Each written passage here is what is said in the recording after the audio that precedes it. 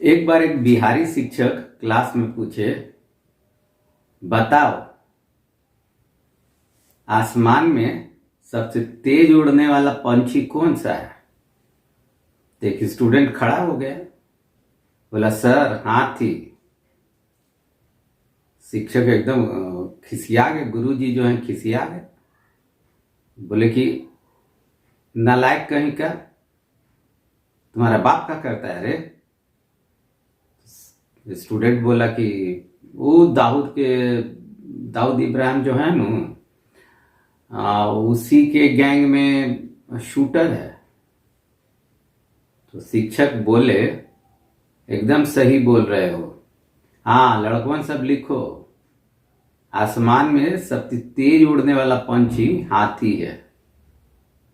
अब आपके बाबूजी तो कोई गैंग के शूटर हैं नहीं कि आप जो लिखिएगा वो करेक्ट हो जाएगा। आपको तो बिल्कुल करेक्ट लिखना होगा। तो अभी जो हम बता रहे हैं उसको बहुत ध्यान से सुनिए, ताकि आप एग्जाम में बिल्कुल करेक्ट लिख के आइए। और ये भी जान लीजिए, जो हम बता रहे हैं वही सब आएगा एग्जाम में। तो हर चीज हम आपको बताते भी जाएंगे और आपको बार बार पूछेंगे भी, ताकि आपको याद हो जाए। The last lesson. Last lesson का मतलब क्या होता है? अंतिम पाठ। तो अंतिम पाठ देता कौन है? तो एक टीचर हैं, उनका नाम है एम हेमेल। वो फ्रांस के एक शहर, एक डिस्ट्रिक्ट जिसका नाम है अल्सास। सास ससुर वाला सास, बस उसके पहले अल लगा दीजिए, तो अल्सास। तो अल्सास के एक गांव में एक छोटा सा स्कूल है। बहुत बड़ा सा स्कूल नहीं है, छोटा सा स्कूल है। जैसे गांव देहात में यहाँ कैसे होता है, बस वैसे ही कल्पना कर लीजिए। तो उसी में एम हेमेल नाम के एक टीचर हैं और वो फ्रेंच पढ़ाते हैं।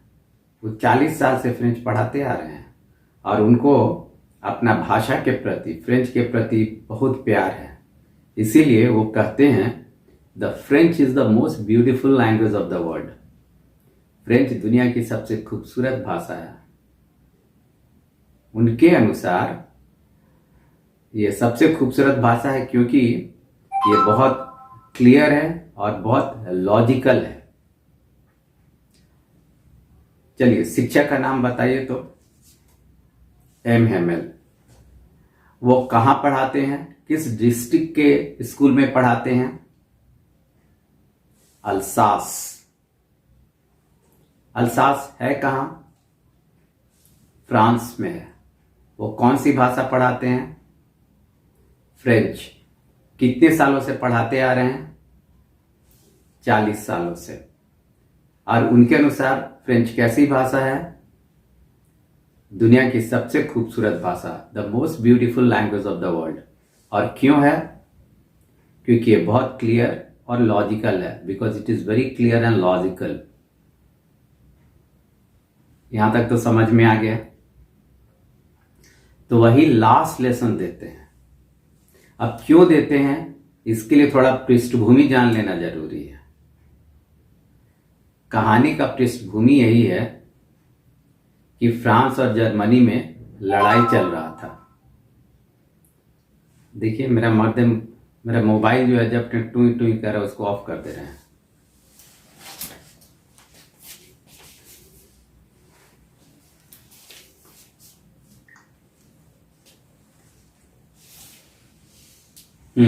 रख दिया मोबाइल को। तो पृष्ठभूमि यही है कि फ्रांस और जर्मनी के बीच लड़ाई चल रहा था। जानते हैं यूरोपियन कंट्रीज में हमेशा से लड़ाई चलते रहा है, ये कोई नया बात नहीं है। हम लोग जो सोचते हैं कि वहाँ बहुत शांति रहता है, वहाँ सब बहुत सुख समृद्धि के साथ रहता है, ऐसा कोई बहुत सच्चाई नहीं है। वहाँ भी काफ़ी डिस्टर्बेंस है और हमेशा से रहा है। हमेशा जब देखिए तो लड़ते रहा है। आपको एक चैप्टर याद है ना, वो डॉक्टर सदाव वाला? क्या चैप्टर था डॉक्टर सदाव का जो विस्टाज में है? चैप्टर है द एनिमी। और उसमें कौन सा दो देश के बीच लड़ाई चल रहा था? तो जापान और अमेरिका के बीच। यहां पे लड़ाई कौन सा दो देश के बीच चल रहा है? फ्रांस और जर्मनी के बीच, जिसको किताब में बोला गया फ्रैंको पर्शियन वॉर। और ये लड़ाई कब की थी, कब चल रहा था? तो याद रखिएगा 1870-71, 1870-1871 के बीच लड़ी गई थी। फाइन। तो उस लड़ाई में होता ही है कि जर्मनी जीत जाता है। अच्छा, जर्मनी का राजधानी क्या है? जर्मनी की राजधानी है बर्लिन। बर्लिन याद रखिएगा। तो बर्लिन से आदेश आता है कि फ्रांस के दो शहर, ये दो शहर कौन कौन से हैं? तो ये पहला जो भी नाम हम बताए थे, अल्सास। सेकंड शहर है लॉरेन। इसको याद करना भी बहुत आसान है। अरे फॉरेन, विदेश, विदेश, तो फॉरेन का तुकबंदी वाला वर्ड हो गया लॉरेन। तो ये दो शहर अल्सास और लॉरेन में अब फ्रेंच की पढ़ाई नहीं होगी, जर्मन भाषा की पढ़ाई होगी। जर्मनी जीत गया है, तो वहां से क्या आदेश आता है? वहां से आदेश आता है कि अब इन दो शहरों, कौन से दो शहरों? अल्सास और लॉरेन, इन दो शहरों में फ्रेंच भाषा की अब पढ़ाई नहीं होगी, जर्मन भाषा की पढ़ाई होगी। अब हमारे जो फ्रेंच टीचर हैं, क्या नाम है उनका? M Hamel. एम हेमेल आज अपने स्कूल में फ्रेंच का अंतिम क्लास ले रहे हैं। 12 की घंटी बजेगी और उसके बाद उनको अपना क्लास बंद कर देना पड़ेगा, क्योंकि अगले दिन से एक जर्मन टीचर आएगा और बच्चों को जर्मन पढ़ाने लगेगा। तो यह था बैकग्राउंड। अब एम हेमेल अपना लास्ट क्लास शुरू करने वाले हैं और इसी क्लास में वो अपना लास्ट लेसन देंगे। यहां तक कि पृष्ठभूमि भी क्लियर हो गई। अब आते हैं एक दूसरे कैरेक्टर पे। ये दूसरा कैरेक्टर है फ्रेंच, FRANZ, फ्रेंच। फ्रेंच कौन है? उनका एक स्टूडेंट है। और कैसा लड़का है? छटा हुआ बदमाश है। बेटा को पढ़ने उड़ने में मन नहीं लगता है, दिन भर छितराई लेने वने घूमते रहता है। कभी नहाने चला जाता है कोई झील वगैरह में, नदी वगैरह में। कभी चिड़िया का अंडा चुनता है। तो ये अंतिम दिन, जिस दिन MML अपना अंतिम क्लास लेने वाले हैं, ये जो हमारा छुटकू बदमाश है, ये देर से स्कूल पहुंचता है। वहां जाकर वह 4 आश्चर्यजनक बातें देखता है। अब इसको ध्यान से सुनिएगा, ये बहुत इंपॉर्टेंट क्वेश्चन है, यही आएगा। हम इसको इंग्लिश में भी बता देंगे। तो वहां 4 आश्चर्यजनक बात देखता है। सबसे पहला बात देखता है कि पूरा स्कूल में एकदम सन्नाटा छाया हुआ है। नहीं तो रोज तो बड़ा शोर शराबा होता था, बच्चों से बड़ा चिल्ला चिल्ला के अपना पाठ याद करता था, बेंच खोलता था, डेस्क खोलता था, बंद करता था, उसका आवाज आता था। लेकिन आज जो है पूरे स्कूल में एक सन्नाटा छाया हुआ है। और ये सन्नाटा मामूली सन्नाटा नहीं है, ये एकदम उदासी वाला सन्नाटा है। He sees that there is a grim silence in the school. अब दूसरा आश्चर्य का बात क्या होता है? दूसरा आश्चर्य का बात ये होता है कि चूंकि देर से पहुंचा है, वो सोच रहा था कि पीछे के रास्ता से अंदर बैठ जाएंगे, लेकिन नहीं। जब झांक के देखता है तो पूरा क्लास भरा हुआ है, तो उसको सामने से ही आना पड़ता है। और जो शिक्षक हैं, कौन से शिक्षक हैं? एम हेमेल उसकी तरफ देखते हैं और बहुत प्यार से बोलते हैं कि आओ, तुम्हारा ही इंतजार कर रहे थे, तुम्हारे बिना अभी पाठ शुरू कर देते। तो आ भाई, आ बच्चा बैठ जा। और ये जो बच्चा है फ्रेंच बदमाश बच्चा मन में सोचता है, आइला ये तो डांटबो नहीं किए, इतना खड़ूस खतरनाक टाइप का टीचर आज हमको डांटा नहीं, हम लेट से आए हैं।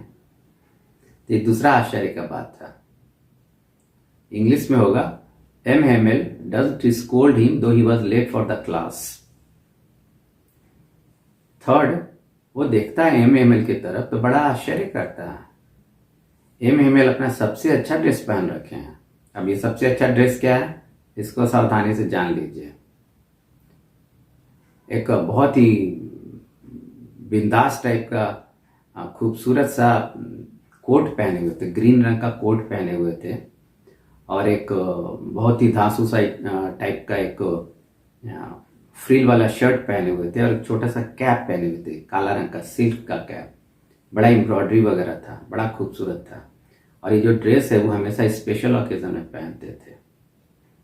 तो वेल यहाँ पे एक इम्पॉर्टेंट क्वेश्चन है कि what had mister M Hamel put on और वोन, मिस्टर एम हेमेल ने क्या पहन रखा था। तो आंसर है M Hamel had put on a beautiful green coat, a frill shirt and a little black silk cap. यहां तक तो समझ में आ गया फंडा आपको।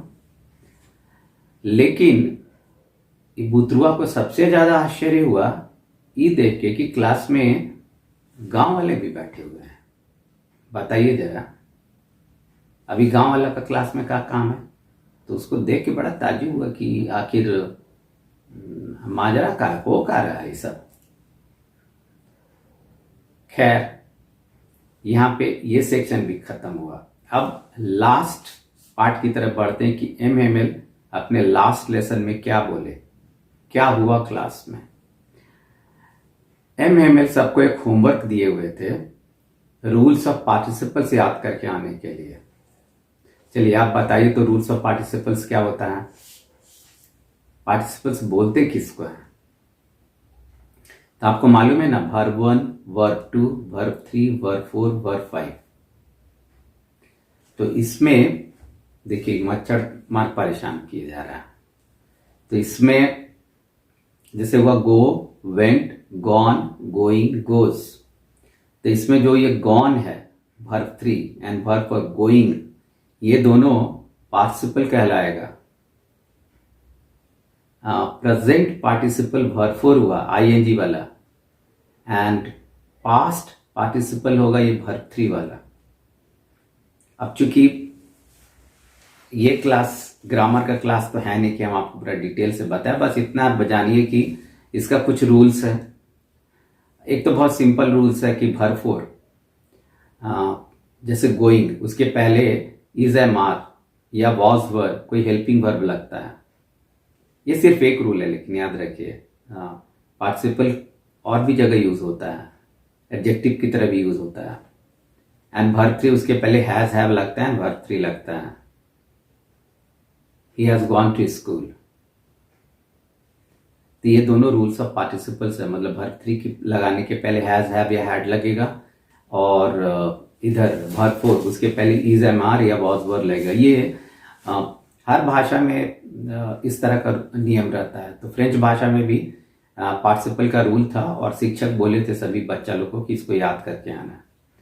और ये अपना जो बुतरुआ है, क्या नाम है, फ्रेंच, पढ़ने उड़ने का तो ठिकाना था नहीं, कुछ नहीं पढ़ा था, उसको कुछ मालूम नहीं था। तो एम हेमेल अपने चेयर पे आके बैठे, बहुत गंभीर दिख रहे थे, और अपना गंभीर आवाज में ही बोले कि सुनिए बच्चा लोग, और जो भी इस क्लास में मौजूद हैं थोड़ा ध्यान से सुनिए कि आज हम फ्रेंच का अंतिम क्लास लेने जा रहे हैं। क्योंकि जर्मनी जीत गया है और जर्मनी की तरफ से आदेश आ गया है कि अब फ्रेंच की पढ़ाई बंद की जाए। तो आज मेरा ये लास्ट क्लास है। कल से एक जर्मन टीचर आएगा और वो जर्मन भाषा की पढ़ाई करेगा, आप लोग को पढ़ाएगा। ये बात सुना तो बुतरुआ का दिल धक से रह गया। उसको लगा हे भगवान ही का, हम तो अभी कुछ सीख भी नहीं किए हैं, फ्रेंच को जान भी नहीं किए हैं, और फ्रेंच का क्लासेस बंद हो जाएगा। और अभी तक जो एम हेरमेल के प्रति, अपने शिक्षक के प्रति जो उसके मन में कड़वाहट था, अभी जो बदमाश बच्चा लोग होता अपने टीचर को थोड़ी पसंद करता है, तो उसके मन में जो कड़वाहट था अचानक से एकदम गायब हो गया।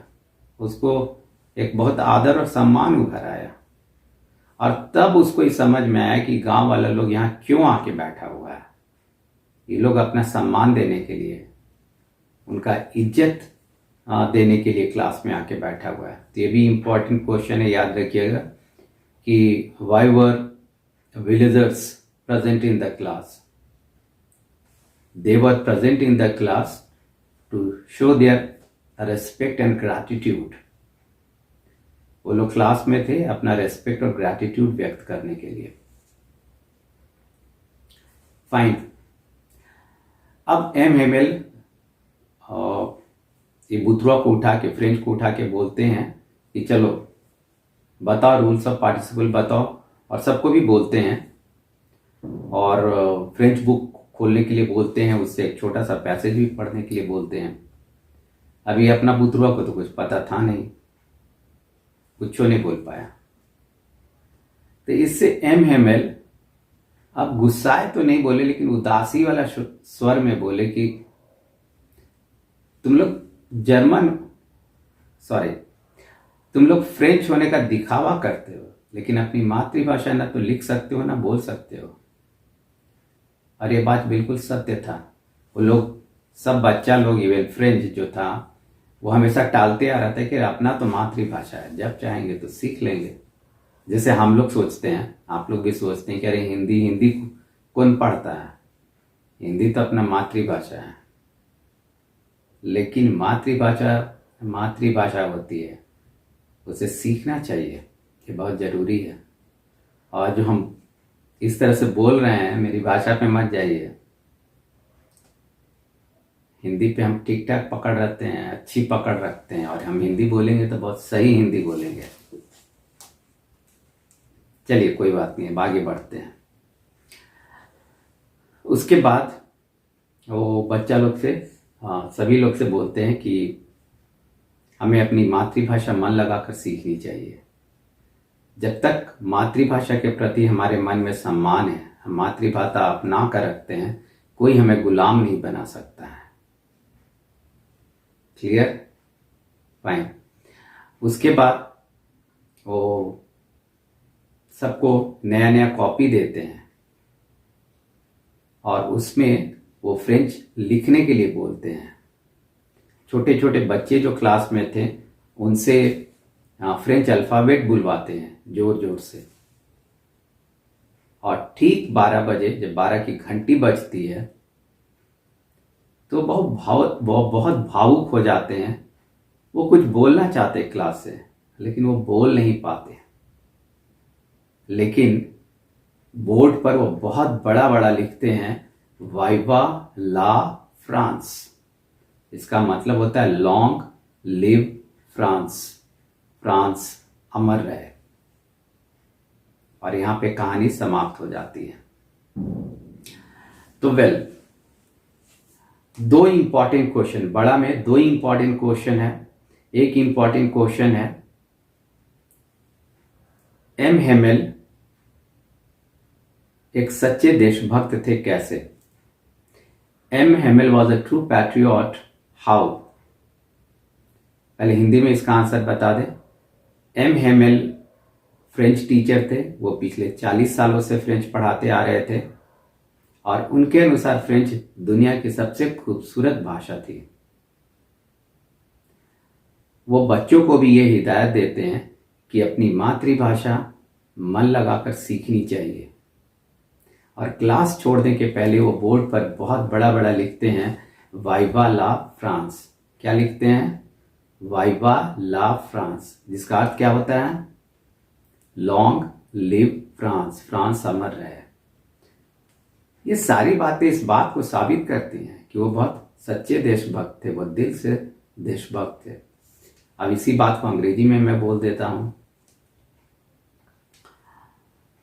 M. Hamel was a French teacher. He had been teaching French for the last 40 years. According to him, French was the most beautiful language of the world. In the class, he advised everyone to learn one's mother tongue properly. And he also said that one should have the respect for one's mother tongue. Till the time one had the respect for one's mother tongue, one can't be imprisoned. And before leaving the class, he wrote on the board, Viva la France, which means long live France. तो इसका answer यही है जो भी हम बताए. And दूसरा important question है कि जब फ्रेंच हमारा बुतरुआ स्कूल पहुंचा तो कौन कौन सी नई बातें देखा, कितनी नई बातें देखा. तो उसने 4 नई बातें देखी. चलिए आप ही बताइए, पहला आश्चर्य का बात क्या था? पूरे स्कूल में एक उदासी वाली शांति थी. सेकेंड आश्चर्य का बात क्या हुआ? वह देर से स्कूल पहुंचा था, फिर भी एम हेमेल उसको नहीं डांटते हैं. थर्ड आश्चर्य की बात, एम हेमेल ने अपना सबसे अच्छा ड्रेस पहन रखा रहा था. और उनका सबसे अच्छा ड्रेस क्या था? A beautiful green coat, a frill shirt and a little black silk cap. और फ्रेंच के लिए सबसे आश्चर्य की बात क्या थी? क्लास में ग्रामीणों की उपस्थिति. इसी को इंग्लिश में भी आप जान जाइए. What were the most surprising things that French saw in the school when he reached late? इसका जवाब है, French had 4 new or 4 strange experiences when he reached school. First, there was grim silence in the school. The usual hustle and bustle was missing. Second, M. Hamel did not scold him though he was late for the class. Third, M. Hamel was in his best dress. That was a beautiful green coat, a frill shirt, and a little black silk cap. And the fourth and the most surprising part was the presence of villagers in the class. तो ये 2 important question है, इसको आप बहुत ध्यान से याद रख लीजिएगा, समझे. अब बहुत से ऑब्जेक्टिव क्वेश्चंस हम बता दे रहे हैं, क्योंकि इस बार ऑब्जेक्टिव क्वेश्चंस आने का बहुत ज़्यादा ऑब्जेक्टिव क्वेश्चंस आने का संभावना है. तो चलिए ध्यान दीजिए ऑब्जेक्टिव क्वेश्चंस पे. Who is the author of the last lesson? The answer is Alphonse Daudet. He was from France. Second question, the incident is of which year? यह घटना किस साल की है? यह घटना 1871 की है. This incident is of 1870 and 1871 in between. Question number 3, which 2 districts have been mentioned in this story? किन 2 शहरों का जिक्र इस कहानी में किया गया है? फ्रेंच शहरों का, Lorraine and Alsace. What homework Mr. M. Hamel had given? M. Hamel ने क्या होमवर्क दिया था? Rules of participles. उन्होंने रूल्स ऑफ पार्टिसिपल्स दिया था. Where did the order come from and what was the order? कहां से ऑर्डर आया था और ऑर्डर क्या था? Well, the order had come from Berlin, Germany, and the order was stop French, start teaching German. In the schools of Lorraine and Alsace, now the German will be taught. How many years had he been teaching French? He had been teaching French for the 40 years. What was the first surprising thing French saw? The first thing he saw was the grim silence in the school. The usual hustle and bustle was missing. पहला आश्चर्य की बात जो French ने देखा कि school में उदासी वाली शांति थी और कोई रोज का शोर शराबा नहीं था. Why was he surprised to see M. Hamel? Or how did M. Hamel behave with him?